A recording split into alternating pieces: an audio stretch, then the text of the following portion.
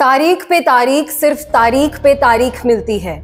ऐसा ही कुछ हो रहा है कांग्रेस नेता राहुल गांधी की जिंदगी में। 3 अप्रैल की तारीख के बाद राहुल की झोली में अब 13 अप्रैल की तारीख आ गिरी है। जहां एक तरफ राहुल गांधी की समस्याएं खत्म होने का नाम नहीं ले रही, वहीं राहुल गांधी भी अपनी बयानबाजी के जरिए खुद के लिए मुश्किलों के पहाड़ खड़े करने से पीछे नहीं हट रहे हैं। नमस्कार, मैं हूं मेहंदी गर्ग और आप देख रहे हैं फुल एंड फाइनल।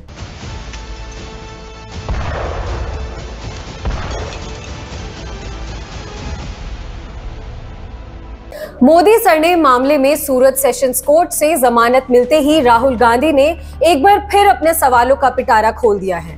अडानी मामले में राहुल ने बीजेपी पर सीधा वार करते हुए फिर से सवाल उठाया है कि आखिर अडानी की शेल कंपनियों में जो 2000 करोड़ रुपए हैं वो किसके हैं। बीजेपी को इसका जवाब देना चाहिए। दरअसल राहुल गांधी केंद्रीय चुनाव समिति यानी कि CEC की बैठक के लिए कांग्रेस कार्यालय पहुंचे थे।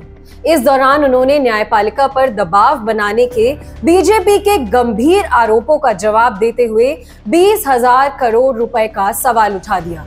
इस दौरान राहुल गांधी ने यह भी कहा कि सच्चाई इस संघर्ष में उनका हथियार है। इतना ही नहीं, तमाम दिग्गज कांग्रेस नेताओं के साथ उनके गुजरात के कोर्ट में पेश होने पर बीजेपी के बयान पर भी उन्होंने पलटवार किया। राहुल गांधी ने कहा, क्या बीजेपी समझती है कि तानाशाही आ चुकी है? पहले कह रहे थे अपील क्यों नहीं करते, जब गए तो कह रहे हैं बहन जी के साथ क्यों गए। ये आरोप जब बीजेपी लगाती है तो मन की कालिख नजर आती है। हमारे न्याय मंत्री को बोलने से पहले सोचना चाहिए और ये सब बोलने के पहले उन्हें शर्म आनी चाहिए। बता दें कि इस पूरी प्रेस कॉन्फ्रेंस में राहुल गांधी लगातार बीजेपी पर निशाना साधते दिखाई दिए। ऐसा इसलिए हुआ क्योंकि 3 अप्रैल को सूरत कोर्ट में अपील के दौरान राहुल गांधी अपनी बहन प्रियंका और कांग्रेस के कुछ सीनियर लीडर्स के साथ पहुंचे थे, जिसे बीजेपी ने नौटंकी करार देते हुए कहा था कि राहुल जुडिशरी पर दबाव बना रहे हैं। अब बीजेपी के इस बयान के बाद राहुल गांधी चुपचाप बैठ जाते, ऐसा तो संभव ही नहीं था। इसलिए ही उन्होंने प्रेस कॉन्फ्रेंस के जरिए बीजेपी पर जमकर पलटवार किया। राहुल गांधी सिर्फ बयानबाजी करते हुए ही बीजेपी के लिए आक्रामक नहीं नजर आए, क्योंकि ट्विटर पर भी उनके ट्वीट्स में सिर्फ मोदी और अडानी ही नजर आए।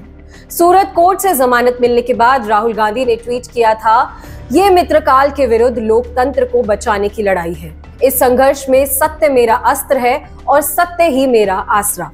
इतना ही नहीं, राहुल गांधी ने ट्वीट कर यह भी लिखा कि अडानी की कंपनी में 20,000 करोड़ रुपए के सवाल पर प्रधानमंत्री चुप क्यों?